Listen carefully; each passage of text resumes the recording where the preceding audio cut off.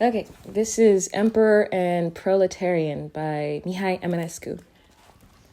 Squatting on wooden benches within a tavern bare, where daylight's rays but dimly through dirty windows show, before a long, stained table their faces drawn with care, wearied out by wandering and doubting's black despair, these are the wretched sons of poverty and woe. Ah, friends, said one, you think man is a light that glows upon the earth of sorrowing and misery? Why, not a spark is there in him that candid shows. His lamp is dark, as is this globe on which he grows, and over which the Lord omnipotent is he. Tell me then what justice means. The powerful secure behind their wealth, within their circling laws conspire to mass still greater wealth against the needy poor, against ourselves, that we shall all the toil endure, bowed down and bent in labor's yoke our lives entire. Some pass their time in ceaseless revelry and play. The hours smile for them, and amber wine they drink. The winter months in gardens do they while away. Coolness of alpine snows the summer fires allay. They turn the morn to eve, and from the sun's eyes shrink. Virtue for them does not exist, but they will preach sacrificing love and diligence to us. The heavy car of state must rumble on, and each of you must pour his blood into the battle's breach, that of your endless pain they may grow prosperous. Countless mighty hosts and navies on the sea, crowns on noble foreheads worn, riches from near and far, in thoughtless quantity, these hold the rich aloft in high sublimity, while on our aching backs are all the burdens borne. Religion, but a tale astutely spread abroad, to rivet on your shoulders the heavy harnessed load. For had you lost all hope of heavenly reward after a life on earth with pain and hardship scored, would you go on working as an ox beneath the goad? With what strange phantom shadows are your illusions fed that make you set your faith in heaven's promised store?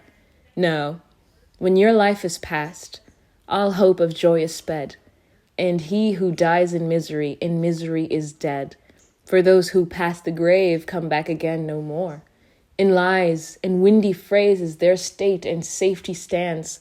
Their holy law and order is but an empty creed.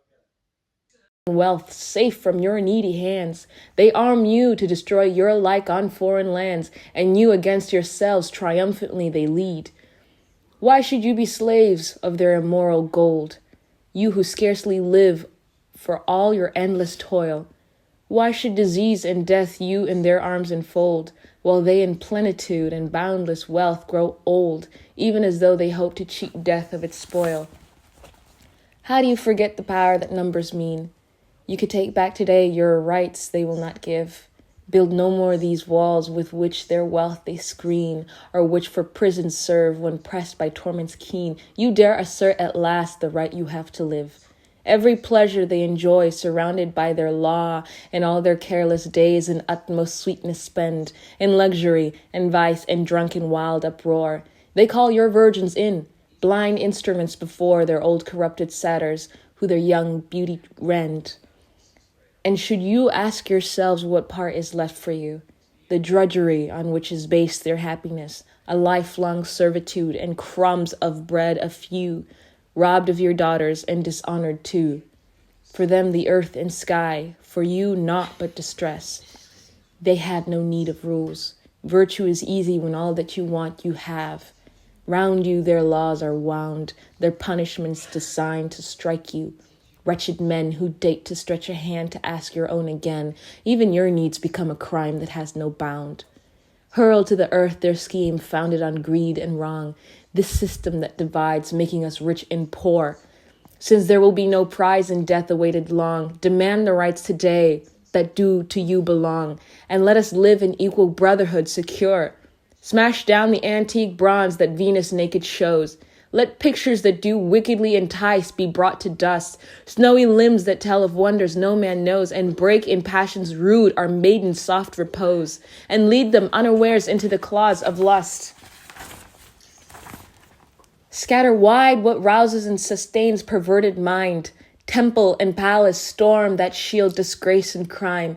Melt the statues tall of tyranny remind. Wash from the marble steps the footprints left behind by those who near the great through lies and pandering climb.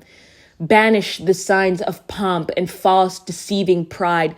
Oh, strip from daily life the granite robe it wears, its purple and its gold, its foul and ugly hide, to make of life a dream, of living purified, that without passion is and happiness prepares.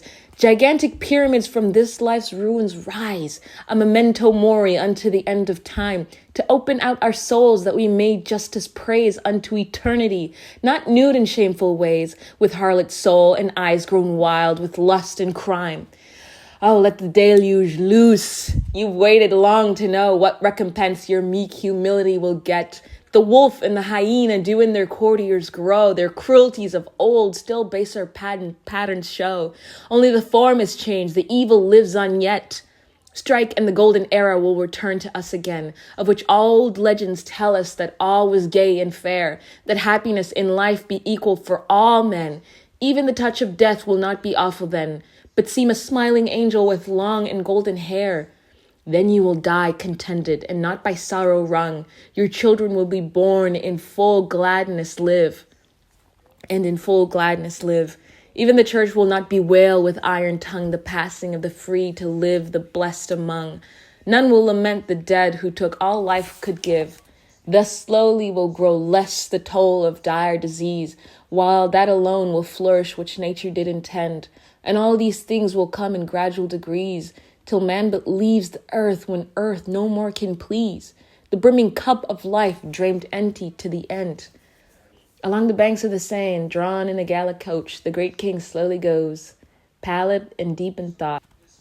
Neither the lapping waves nor rumbling wheels encroach upon his brooding mind. Before his train's approach, there stands the suffering crowd with suffering distraught. With ready piercing glance and subtle smiling air, he reads the secret thought that fills the people's soul. The hand that holds the fate of those poor creatures there salutes them now with bland, acutely reasoned care, because his fate and theirs is but one single whole. Loveless he is, and lone, going so grandly by, convinced, like all of you, that malice, vice, and hate will always govern all things and under all things lie, while ever human history its age-old course will ply as on time's heavy anvil blind hammers heedless fate. So he whose very person is tyranny's high crest nods a gentle greeting to these ragged human things. If they who are the power on which his glories rest would one day raise their heads or challenge his behest, lo, yes, lo indeed, will fall the King of Kings. For all your shrewd mistrust, your deeply doubting sense, your cold and bitter smile that ne'er to pity woke, for all your strong belief that law is but pretense, for all your numbers' might, the shade of violence, 'tis he who holds you dumbly, still toiling in the yoke. Paris is drowned in fire, the tempest bathes in flame. Steeples like black torches blaze in the wind away. Amidst the billowing sea whose waves no power could tame, cries and the clash of arms high battle do acclaim. In very truth, in France an age has died today. Down streets where flaming houses glitter on pikes and sword barricades arise from blocks of granite piled, an army marching forwards, the proletarian horde, company on company, that soon the ramparts board midst thunderous echoing clang of the alarm bells wild. With faces pale as marble too as cold, women carrying muskets pass through the ruddy glow. Their hair hangs o'er their shoulders and does their breasts enfold, mad with lifelong suffering and with dark hatred bold. Black their eyes, yet gleaming with the brightness of despair. Courage, little soldiers, wrapped in your tresses long. Great today has grown the poor abandoned child. Through the fire and ashes to justice march along, for all your deeds of horror do to this hour belong. Not you to blame, but those who your young souls defiled. And now the ocean shines as though we were on it laid, and slid upon themselves broad plates of crystal bright, while low above the trees the secret forest glade, the lonely yellow moon on azure field displayed o'er the floods the silent world with her triumphal light. Across the silver swell, with motion smooth and slow, ocean-battered ships draw their old wooden sides. Like mighty gliding shadows across the sea they go, while through their straining canvas the moonbeams seem to throw a fiery golden wheel that air before them rides. Upon a cliff corroded by the billows' restless chide, beneath a weeping willow with branches to the ground, the King of Kings is gazing out o'er the falling tide, where gleaming silver circles midst one another glide, and where the night breeze wanders with slow and cadenced sound. And to the king it seemed that through the starlight fair, treading the forest trees and crossing the ocean clear, with long and snowy beard and heavy thoughtful air, a crown of withered grasses caught to his tangled hair, there came the mad King Lear. With mute astonishment he watched the shadow hang against the ribbon clouds, through which the stars unfurled blazed out, and in his head a train of vision sprang, till loudly echoing above it all there rang the people's voices that clothed in fire the stricken world. In every man the earth is entirely built once more. Old Demiurgos still strives within each heart in vain, for every mind puts in questions that all have put before. Why is the flower that blooms to death inheritor? Longings strange and sad that rise in obscure pain, the seed of a whole world of greatness and desire, at hazard have been sown within the hearts of all, and when their time has come, their nature does aspire after a perfect fruit with all its strength entire. Yet ere the fruit be ripe, the blossoms often fall. Thus is the human fruit oft frozen in the bloom. One man becomes a king, another but a slave, cover with chaos their different lots too soon. Before the morning sun their works like petals strewn, yet nature to them all an equal knowledge gave.